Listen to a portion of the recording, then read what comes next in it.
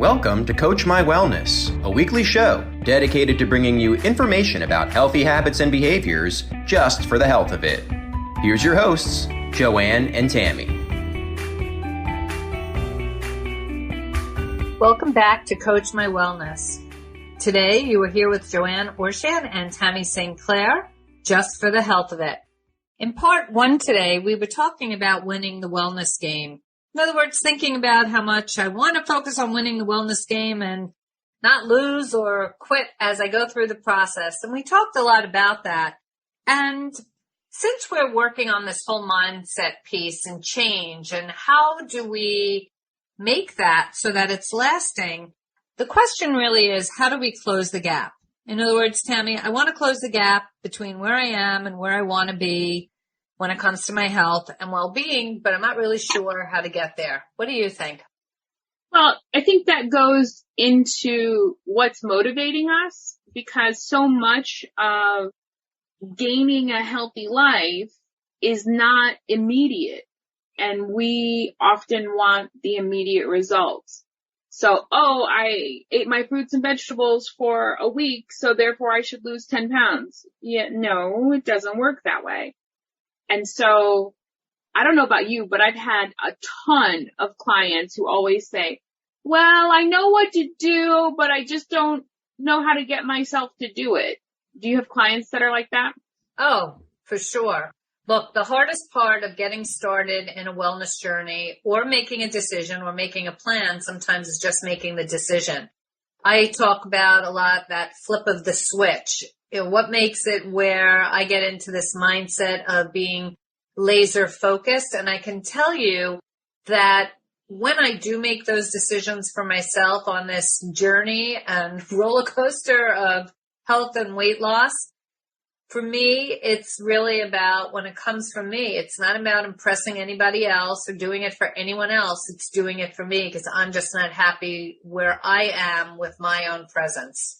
So that's an example of intrinsic motivation. It comes from the inside. It's about you enjoying it or you doing it for you, versus extrinsic motivation, which is I'm doing it for someone else. I'm doing it because the doctor said so. I'm doing it so that I don't get into trouble. I'm doing it for this reason or that reason.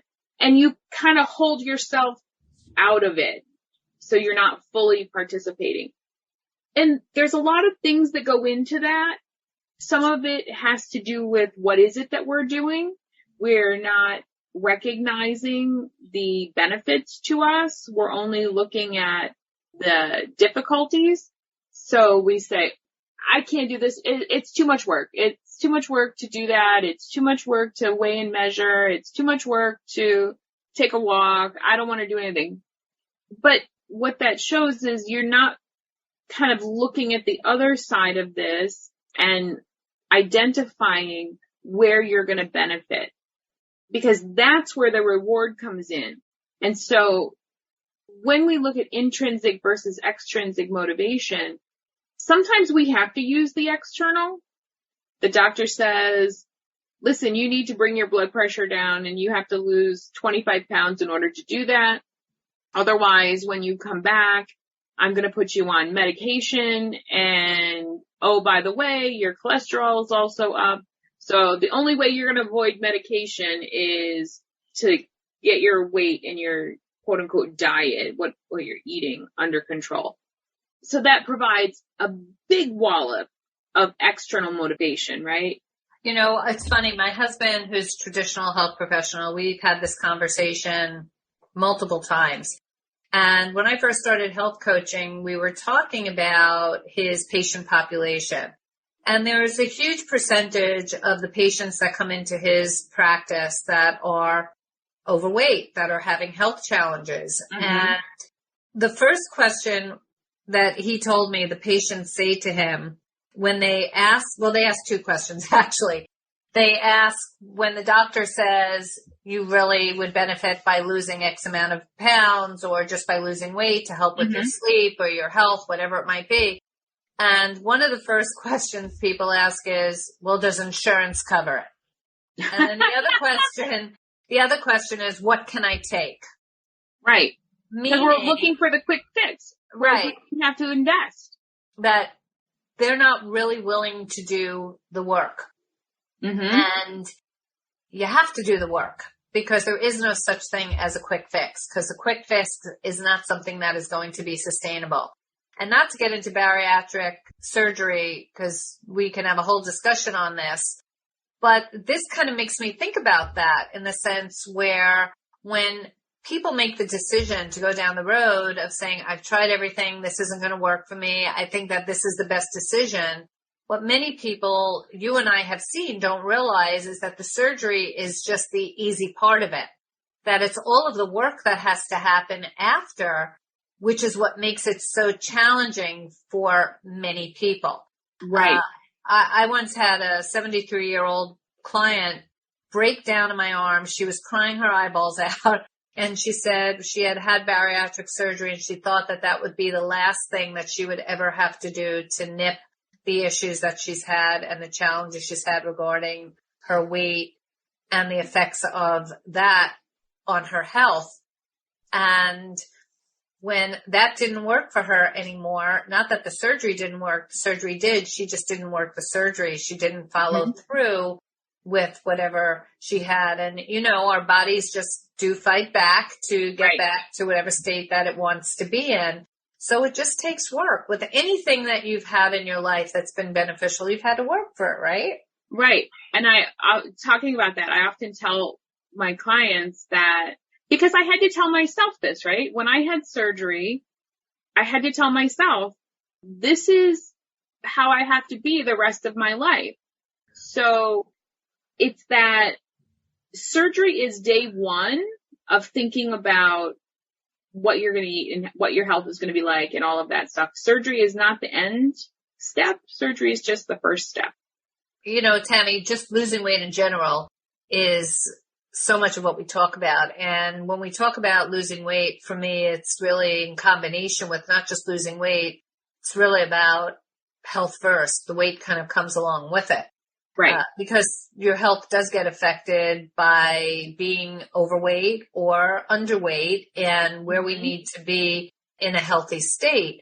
And as you know, there are headlines everywhere. Though no matter where you go, every week there's something new. Drop 10 pounds fast, fit back into your skinny jeans, whatever that means. Have a perfect summer body. I don't think there's anything as a perfect summer body.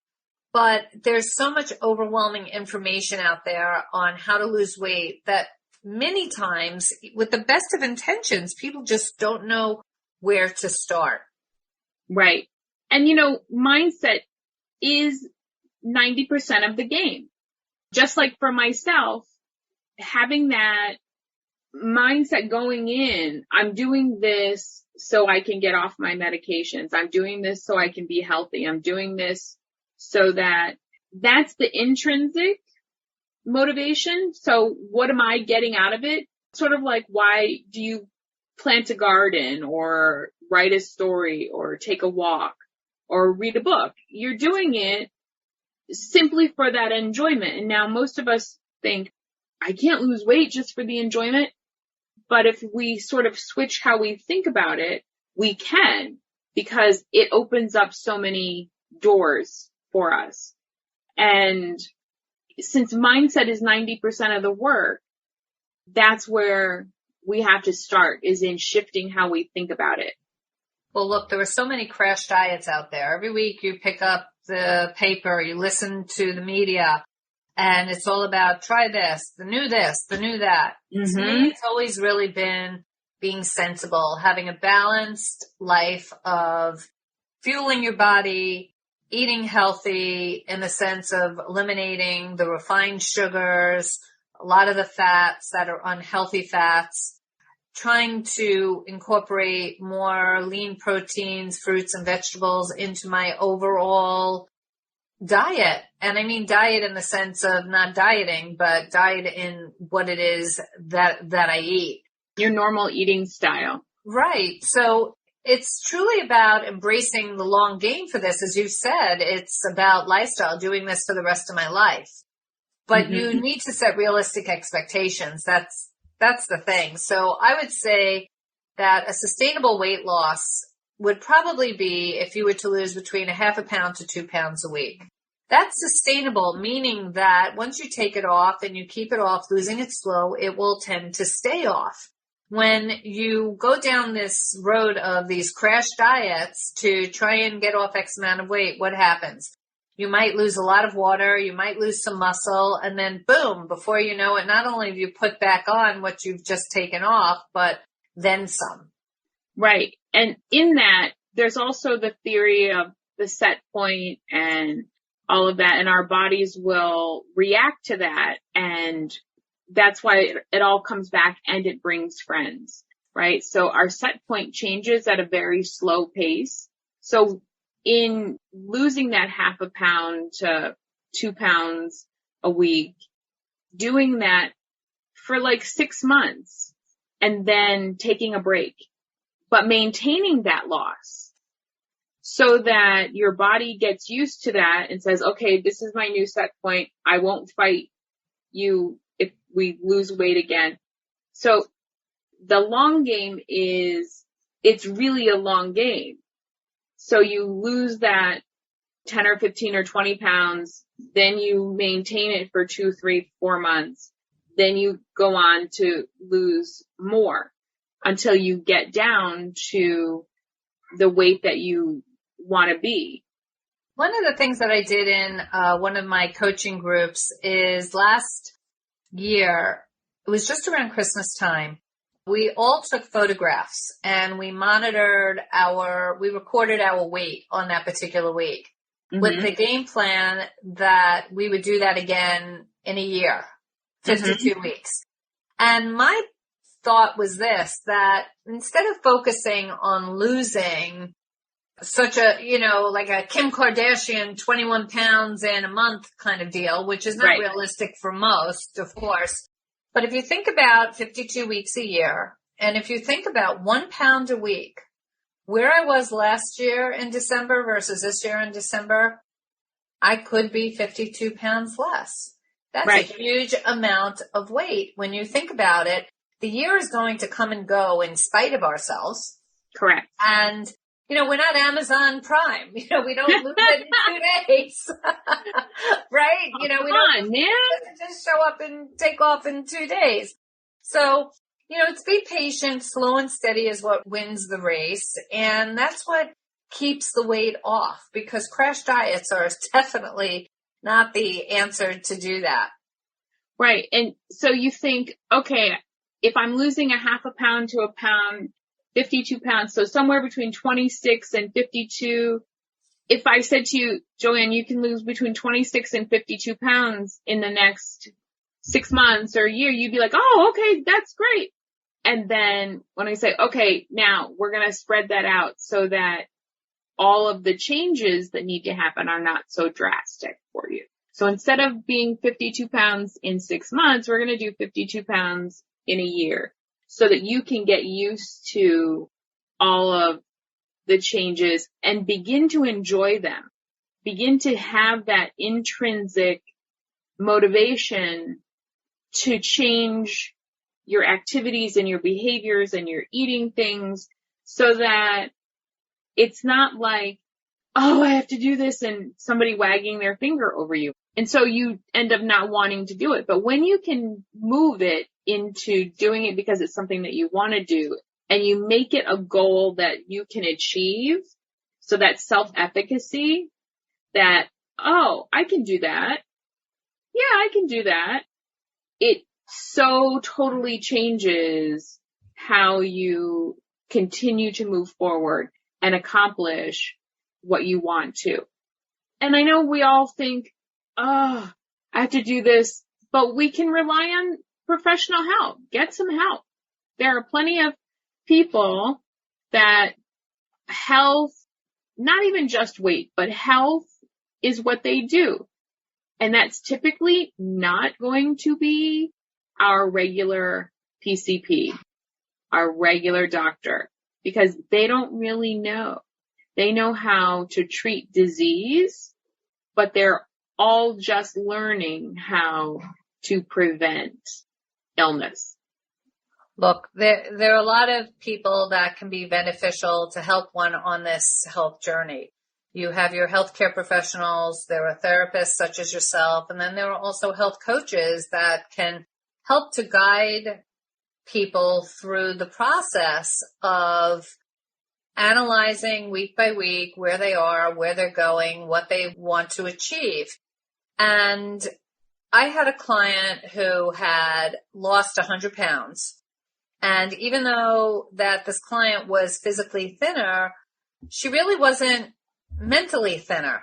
She still had a lot of baggage in her. So her habits were very all over the place. And Right. I talk about the roller coaster effect and weight loss because it truly is part of the journey, but it's how you deal with when you fall down and getting up and starting over, always keeping that long game, that goal, that bigger picture in mind, just knowing that sometimes that process will have some setbacks in there. It's just part of the journey.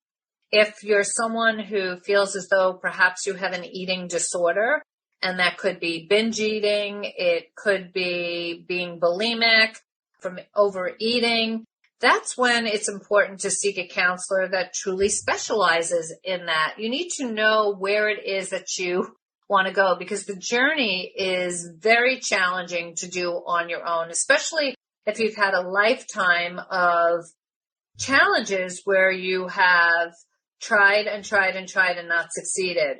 Well, maybe if you don't, it's the old saying, if you don't change anything, why do you expect it to change?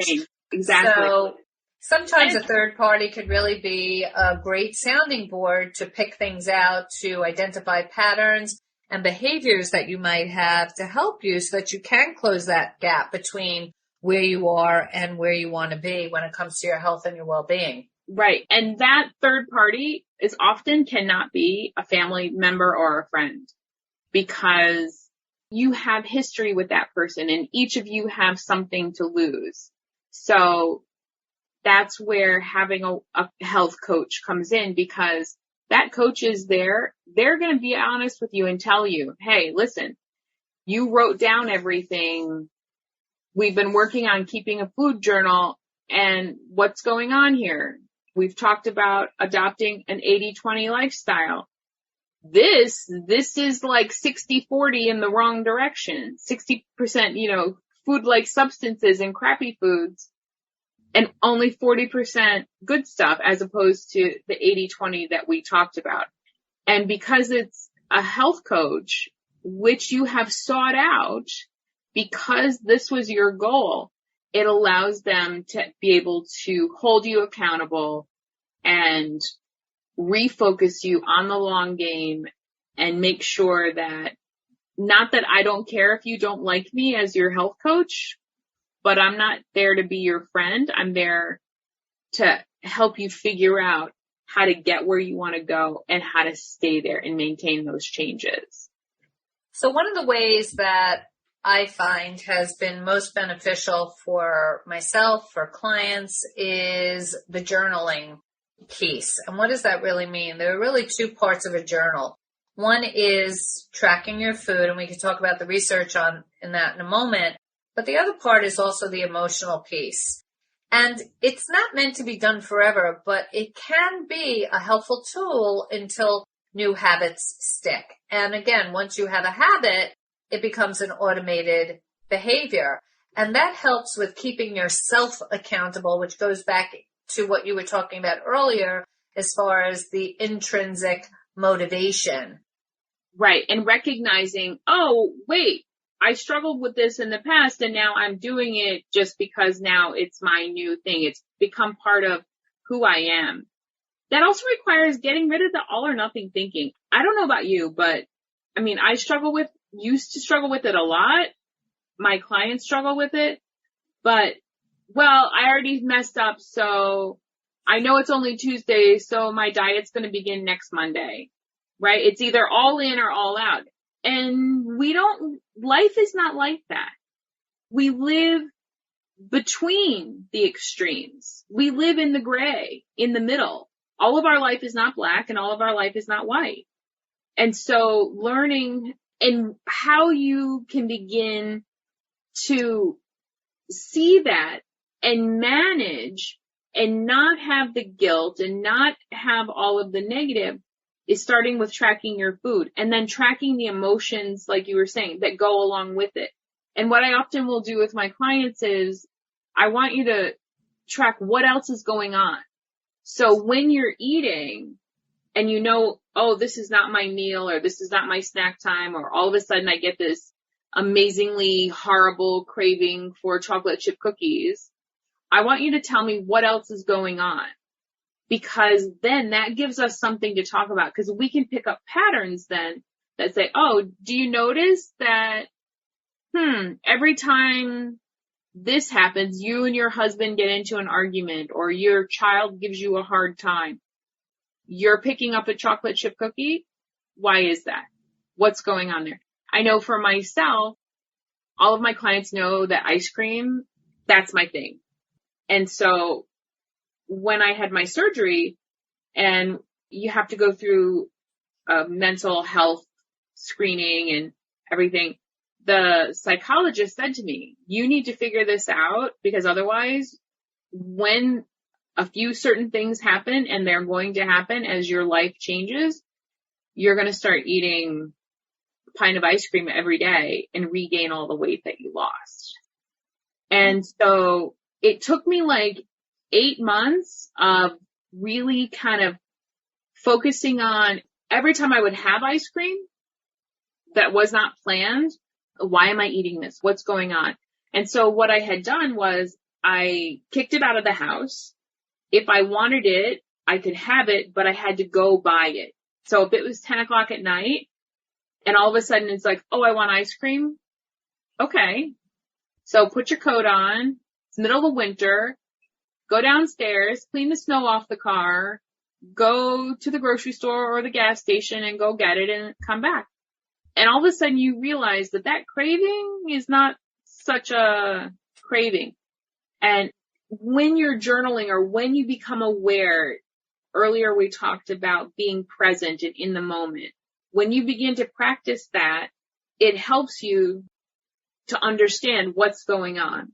And so well, it's interesting what you're saying, because I'm just listening to you tell the story about everything that you had to do to go get the food that you wanted and how much time it took. And yet the one thing that clients say when it comes to the journaling piece is, well, I don't have time. Mm-hmm. And yet you make time for all this other things. Just like, I can't afford this, but let's talk about how much money you really waste on X, Y, and Z, right? Right. So just remember that you can track your food and your emotions in either a written diary, get yourself a nice book. If you want, you could do it on your cell phone. It doesn't really matter as long as you do it. Again, being consistently consistent, taking photos of the food. You can use, there are so many different apps that are out there in order to do that. You can. I find that I have a small journal that I keep with me. I use a lot of beautiful motivational cards that I will stick into my journal to help as I go. I try and make it fun. I try and make it pretty. But it's interesting because it's through that you can really come up with the different patterns that you have of either eating too much or not eating enough. And I find that many people are not eating enough, which is what leads to a lot of the craving and obsessive eating, which can truly backfire when you're working so hard to be on point with your, hunger and signals that you have. Right. And that's where mindfulness and being present in the moment and learning, what does hungry feel like? We as Americans, we don't really ever let ourselves get truly hungry, most of us. And so we don't know what hunger really feels like. And we don't know what satiety feels like. Most of us think satiety is how we feel when we're rolling away from the Thanksgiving table. And by then, we're overfull. That's not satiety. The other important thing is to get your mind off the scale. Use other ways to track the weight that you're losing. So taking pictures, I often will encourage my clients. I want you to take a picture every month. So the day of your surgery, and then every month on that day, so that when you can't see the changes in the mirror, we can put those pictures together and you can see the changes that are happening. I'll often also be like, well, what size pants are you in now? What's your dress size? Have you had to resize your wedding band yet? Or change the links on your watch? Buy some new bras. Buy some new bras, right, exactly. So those are all the things that you can use as measurements that you're moving in the right direction that are not linked to the scale and some imaginary number. And just remember, it's not just about the number on the scale. For me, the number on the scale is just a monitor to see if I'm going in the right direction, if I'm moving closer to my goals or farther away from my goals. But the scale does not measure fat. It measures everything in your body, mostly fluid, but also bones, organs, fat, and muscle. So think of your weight within a 3 to 4 pound range. The scale goes up and down for many reasons. When I used to visit with my clients and we would do a weigh-in and they would say, oh, but my scale in the morning was 5 pounds less than what your scale shows. And I'll say, waking up in the morning, going to the bathroom, being naked, getting on the scale, you're not going to weigh the same at 5 o'clock in the early evening with clothes on after a full day. And if you had a 20-ounce bottle of water before you've walked in here, does that really mean that you're 1.5 pounds weighing more? And my other line that I use is I don't need my pants to tell me how much I weigh. Right. My pants are my scale. I like that. Right. My pants are my scale. Your pants are your scale, that it can move you in the right direction. And people don't understand that muscle, they hear the saying muscle weighs more than fat. What does that really mean? It means that 5 pounds of muscle is taking up the space of your forearm, where 5 pounds of fat is taking up the space of your thigh. So look, the bottom line is this. If you're feeling overwhelmed with how much weight you have to lose, just start small. Don't try and tackle everything at once. In order to lose the weight and keep it off, you have to have this long-term mentality and focus on small habit changes. And again, as health coaches, we can help you to identify your goals, where it is that you want to go, what you want to do, so that we can make this process much more seamless for you while you have an advocate on your side. Right. And, taking a 50-pound weight loss 5 pounds at a time, as opposed to 50 pounds, that makes it doable. And that's why we're here to help keep that in your brain that, yes, 50 pounds is the end goal in a year, but we're only going 5 pounds at a time. Let's work on this 5 pounds. Right. So again, from us to you, get out of that all or nothing mentality and celebrate your success along the way. Indeed. And while you're celebrating, get out there and move a little. Yes, that too. Thank you so much for joining us today. Again, we are Coach My Wellness, just for the health of it. I'm Joanne Orshan. And I'm Tammy St. Clair. Please join us every Thursday night on Instagram Live at 8 p.m. Eastern Standard Time at CoachMyWellness_CMW.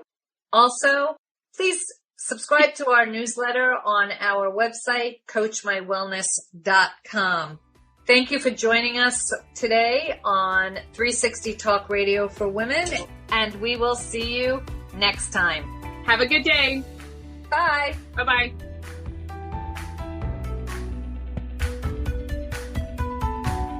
You've been listening to Coach My Wellness. For more information about healthy habits and behaviors, visit our website at CoachMyWellness.com and follow us on Instagram at CoachMyWellness_CMW for weekly live streams Thursday nights at 8 p.m. Eastern. We hope to see you there.